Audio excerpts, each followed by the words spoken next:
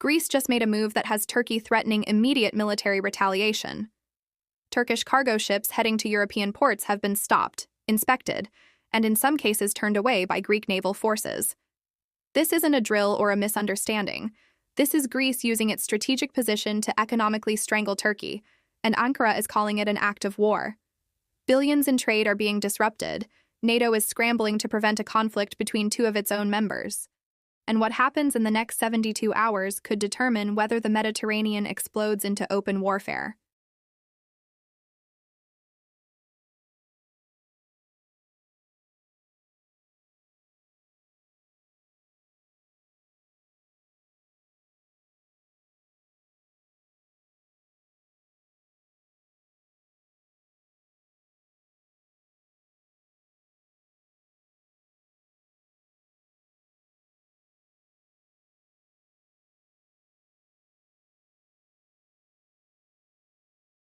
These are cargo ships, container vessels, and tankers carrying Turkish exports to European markets or bringing imports back to Turkey.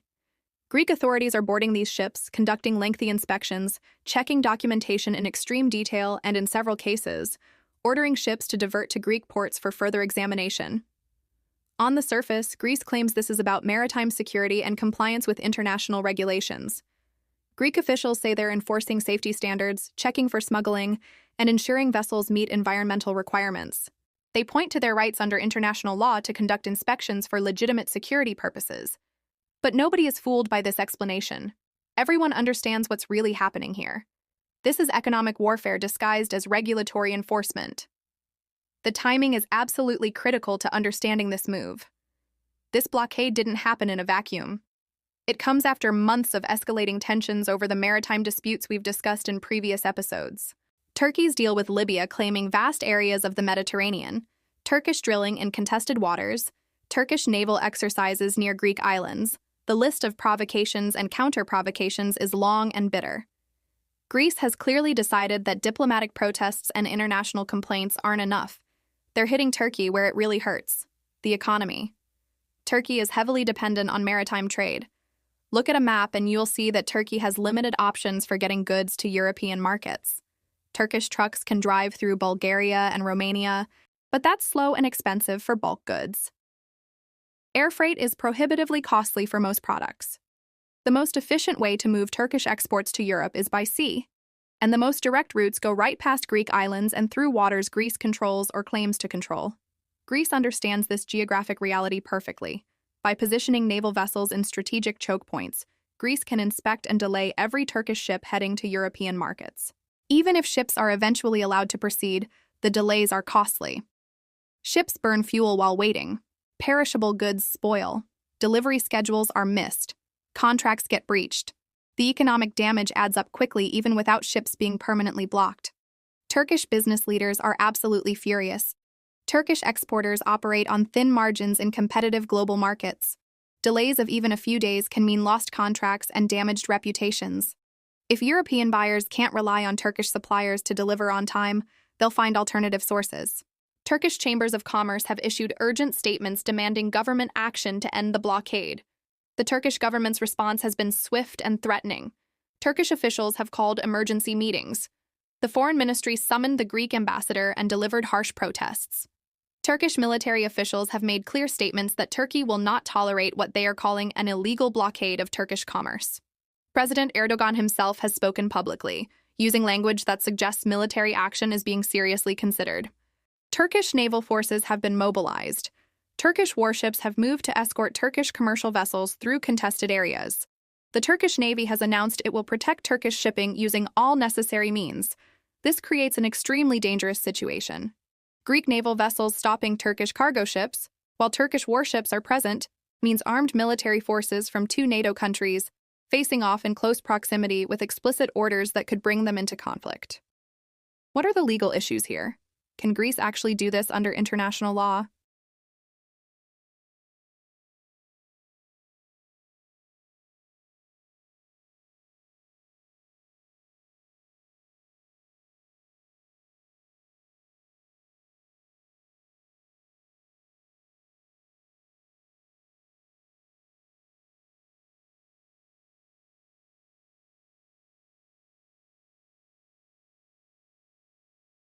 However, the reports suggest Greek forces are stopping ships in international waters, not just in Greek territorial seas. In international waters, the rules are much more restrictive. Countries generally cannot stop and inspect foreign commercial vessels unless there's specific justification like suspected piracy, human trafficking, or violations of UN Security Council sanctions. Simply inspecting ships for regulatory compliance in international waters is much harder to justify legally. Greece argues that the waters where inspections are occurring are within Greek exclusive economic zones or contiguous zones where they have certain enforcement rights. They claim Turkish vessels are engaging in suspicious activities that justify inspection. But legal experts are skeptical. This looks much more like politically motivated harassment than legitimate law enforcement. Turkey argues Greece is violating freedom of navigation, a fundamental principle of international maritime law. Turkish officials say this is an illegal blockade, which under international law is considered an act of war. Blockades involve using military force to prevent ships from reaching enemy ports, and they're only legal during declared armed conflict. Greece and Turkey are not at war, so a blockade would be illegal and could justify Turkish military response. The economic impact is already being measured. Turkish stock markets have reacted negatively to the news. Shipping companies are rerouting vessels to avoid Greek-controlled areas, adding days to journey times and substantial costs. Insurance rates for Turkish shipping have spiked as underwriters assess the risk of vessels being detained or caught in military incidents.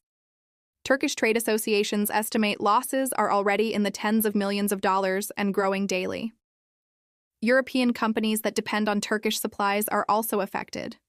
Turkish textiles, agricultural products, automotive parts, and manufactured goods flow to European markets. European factories that rely on just-in-time delivery of Turkish components face production disruptions. European retailers expecting Turkish products face empty shelves. This isn't just Turkey's problem. It's disrupting European supply chains. The European Union is in an incredibly difficult position.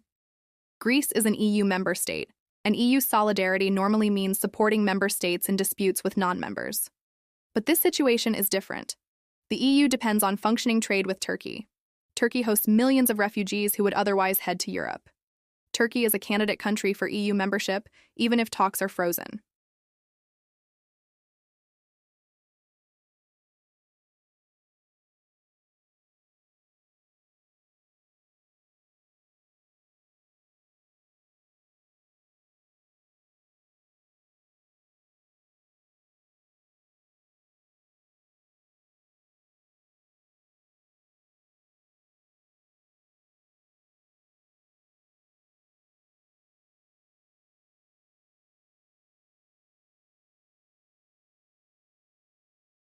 With military forces facing off and threats of combat being made openly, NATO exists to defend members from external threats, not to referee fights between members. But if shooting starts between Greek and Turkish forces, what does NATO do? The alliance could fracture. Article 5, the collective defense commitment, clearly doesn't apply when members fight each other. NATO's credibility and cohesion could be destroyed. NATO Secretary General has issued statements calling for immediate de-escalation and direct dialogue between Athens and Ankara. NATO military commanders are reportedly trying to coordinate with Greek and Turkish forces to avoid incidents.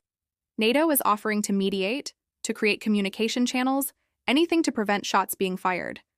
But NATO's ability to actually control its members is limited. If Greece and Turkey are determined to confront each other, NATO can't force them to back down. The United States, as NATO's dominant power, has significant influence with both countries, but is finding it difficult to exercise. The U.S. has major military bases in both Greece and Turkey. American strategic interests depend on cooperation from both. But U.S. relations with Turkey have been strained for years over issues including Turkey's purchase of Russian missiles, Turkey's Syria policy, and democratic backsliding under Erdogan.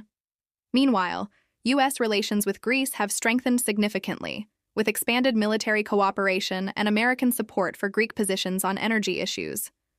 American officials are calling for calm and offering to facilitate negotiations. But the U.S. has limited leverage. Turkey knows America needs Turkish cooperation on multiple issues. Greece knows America values the relationship and is unlikely to punish Greece harshly for standing up to Turkey. Both countries are calculating how much they can push without permanently damaging relations with Washington. Russia is watching this crisis with great interest and probably some satisfaction. Conflict between NATO members weakens the alliance, which serves Russian strategic interests. If Greek and Turkish forces actually fight, NATO could be paralyzed or even fracture. That would dramatically improve Russia's strategic position in the Black Sea region and Eastern Mediterranean. Russia has no incentive to help resolve this crisis, and every incentive to see it continue or escalate. Russian media is covering the story extensively, often framing it as NATO collapse or Western decline. Russian officials make occasional statements expressing concern, but these are pro forma. Nobody believes Russia is genuinely worried or will actively work to reduce tensions. More likely, Russia will quietly encourage Turkish defiance while maintaining correct relations with Greece. Let's talk about what Turkey's actual response options are. The least escalatory response is diplomatic and legal action. Turkey could file complaints with international organizations, seek rulings from maritime courts, and mobilize international pressure against Greece. This is the safest path, but it's also slow and uncertain.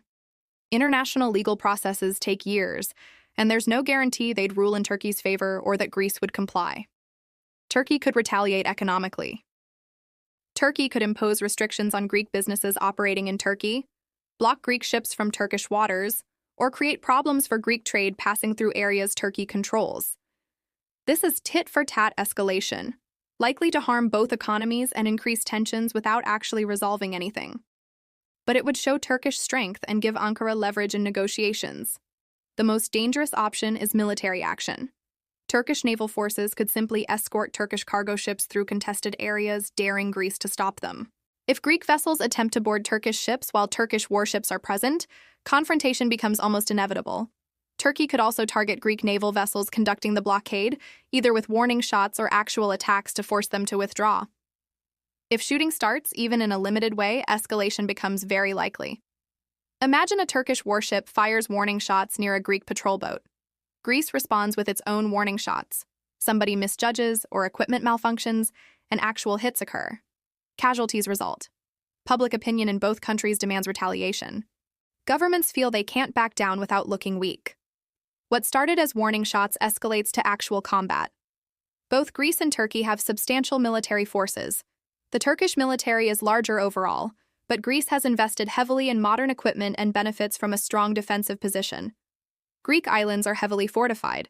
Greece has capable air forces and modern naval vessels. If conflict escalated to broader warfare, it would be bloody and destructive for both sides, with no clear winner. The humanitarian consequences would be terrible. Civilians in coastal areas and islands would face bombardment. Shipping throughout the Eastern Mediterranean would halt, affecting economies across the region. Energy supplies could be disrupted if pipelines or facilities are damaged. Refugee flows would increase as people flee conflict zones. The economic costs would be catastrophic, potentially triggering broader financial crisis.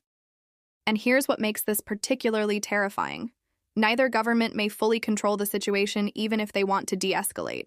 Military forces operate under rules of engagement that give commanders authority to respond to threats. If a Greek and Turkish vessel face off and local commanders believe they're under threat, they may open fire even without explicit orders from Athens or Ankara. Once shots are fired, both governments face enormous pressure to support their forces and retaliate. There's also the risk of accidents being interpreted as deliberate attacks. In tense situations with forces in close proximity, accidents happen. Radar malfunctions, navigation errors, equipment failures. If a Greek and Turkish vessel collide, was it deliberate ramming or an accident? If a weapon accidentally fires, was it an attack or a malfunction? In the fog of crisis, accidents can trigger responses that escalate into real conflict. So what are the off-ramps? How does this situation de-escalate before disaster? The most likely path is quiet diplomacy producing a face-saving compromise. Perhaps Greece announces the inspections have achieved their purpose and will be scaled back, without admitting they were ever wrong. Perhaps Turkey accepts some form of increased monitoring or cooperation on maritime security in exchange for Greece allowing normal shipping to resume. Both sides claim victory, neither admits defeat, and the crisis subsides. International mediation could help. A respected neutral party, perhaps the United Nations, or a country like Germany that has relationships with both Greece and Turkey, could facilitate negotiations. Mediators can propose compromises that neither side would suggest themselves, allowing both to accept solutions while claiming they didn't back down. Economic pressure from affected parties could force de-escalation. If European businesses that depend on Turkish trade lobby their governments hard enough, European pressure on Greece could intensify. If Turkish businesses suffering from the blockade push Ankara to negotiate rather than fight, economic interests could override nationalistic posturing. But de-escalation requires both sides to want it. If Greek leaders believe they're successfully pressuring Turkey and should push harder, or if Turkish leaders decide they must respond militarily to maintain credibility, rational off-ramps get ignored. Pride, domestic politics, and miscalculation can override rational interest in avoiding war. What's absolutely clear is that this blockade represents a major escalation in the long-running Greek-Turkish confrontation. It moves from verbal disputes and diplomatic protests to actual interference with commerce backed by military force. It raises the stakes dramatically and creates risks of conflict that didn't exist before. The next few days are absolutely critical. Will cooler heads prevail? Will diplomacy find a path back from the brink? Or will pride, nationalism, and strategic calculation push Greece and Turkey into a conflict nobody really wants, but nobody knows how to avoid? The decisions made in Athens and Ankara right now will determine whether the Mediterranean remains tense but peaceful or descends into warfare. One thing I want you to understand is how quickly these situations can spiral out of control. A week ago, nobody was talking about Greece blocking Turkish ships. Now we're discussing scenarios involving naval combat between NATO allies. That's how fast geopolitical crises develop. Actions that seem manageable can trigger responses that create new dynamics that nobody fully controls. This is also a reminder of how interconnected everything is. The maritime disputes, the energy competition, the Libya situation, the Cyprus conflict, all of these issues are related. Actions in one area create pressures and opportunities in others. Greece blocking Turkish ships is about maritime boundaries. Yes, but it's also about energy, about regional influence, about historical grievances going back centuries. You can't understand any one piece without seeing the whole picture. If this breakdown has helped you understand what's happening and why it's so dangerous, share this video immediately. People need to know what's developing in the Mediterranean because this could have massive consequences. Hit that like button to make sure this analysis reaches everyone who needs to see it. Drop a comment telling me what you think happens next. Does this crisis get resolved peacefully, or are we watching the countdown to conflict? What should the international community be doing? I want to hear your perspective on this incredibly tense situation. Make sure you're subscribed with notifications turned on because this story is developing rapidly. As new information comes out, as the situation escalates or de-escalates, as decisions are made that shape what comes next, we'll break it down immediately and help you understand what it means. The Mediterranean is at a crisis point, and you need to stay informed. Thanks for watching, and I'll see you in the next one.